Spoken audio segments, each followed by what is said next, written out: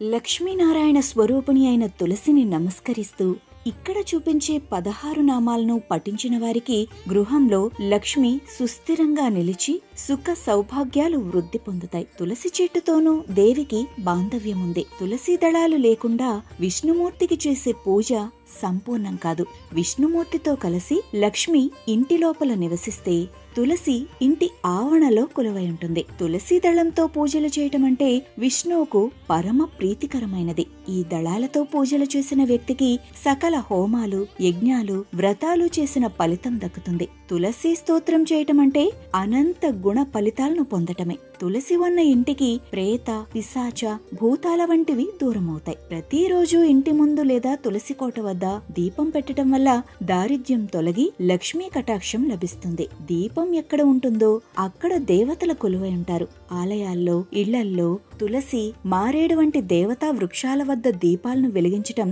శుభప్రదమని పురాణాలు చెబుతున్నాయి. శ్రీ తులసి లక్ష్మీదేవి స్వరూపిణి.